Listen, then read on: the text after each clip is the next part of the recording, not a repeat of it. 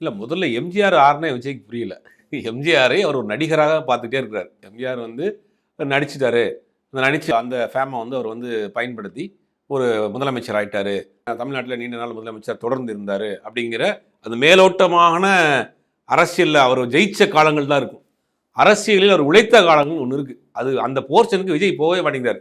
அது ஒரு பெரிய லாங் ட்ராவல். பெரியார்கிட்ட போய் ஜாயின் பண்ணுறாரு. பெரியாரிடம் வந்து அண்ணா வர்றப்போ அண்ணா கூட ஜாயின் பண்ணுறாரு. அண்ணா திமுக ஆரம்பிக்கிறப்போ மிகப்பெரிய அளவில் அவருடைய பிரச்சாரத்துக்கு போகிறாரு. எம்ஜிஆர் மன்றங்கள் உழைக்குது. இதுக்கு பிறகுதான் 67 ஆட்சிக்கு வர்றாரு. அண்ணா ஆட்சிக்கு வர்றாரு. திமுக ஆட்சிக்கு வர்றதுக்கு எம்ஜிஆர் மன்றங்களும் எம்ஜிஆர் ஒரு மிக முக்கிய பங்கு வகித்தாருங்கிறது மாற்றுக்கிறது எல்லாம் தெரியும். அப்போ இத்தனை தொடர்ந்து போராட்டம். அதற்கு பிறகு கலைஞரோடு ஏற்பட்ட முரண்பாடு. அதற்கு பிறகு 71 கட்சி ஆரம்பிக்கிறார். 77 தான் ஆட்சியை பிடிக்கிறார். கிட்டத்தட்ட 15 வருஷம். முதல் படத்தினுடைய படப்பிடிப்பை முடித்து விட்டு நேரடியாக எம்ஜிஆர் கோட்டைக்கெல்லாம் போகல. முதல்ல அதை புரிஞ்சுக்கங்கப்பா அப்படின்னு. அப்புறம் அண்ணாவை சொல்றாங்க. அண்ணா 20 வருஷம் போராட்டம் சார். 20 வருடம் அன்னைக்கு இருந்த மலை மாறி இருந்த காங்கிரஸ் கட்சியை எதிர்த்து தொடர்ந்து போராட்டம்.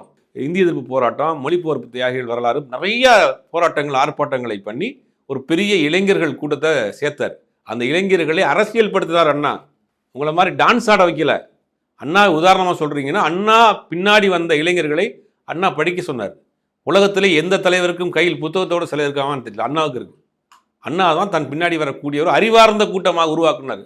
அதனால தான் அண்ணாவின் திமுகவில் பார்த்தீங்கன்னா, திமுகவே கொஞ்சம் ஒரு அறிவார்ந்த ஒரு கட்சின்னு அந்த பேசுவாங்க. படித்தவர்கள் நிறைந்த கட்சி, கொஞ்சம் சிந்திக்கக்கூடிய ஆற்றல் உள்ள கட்சிம்பாங்க. ஏன்னா அண்ணா உருவாக்குன விஷயம். ஐடியாலஜிக்கலாக அவங்களை உருவாக்குறாரு. தலைவர்களை ஐடியாலஜிக்கலாக உருவாக்குறாரு.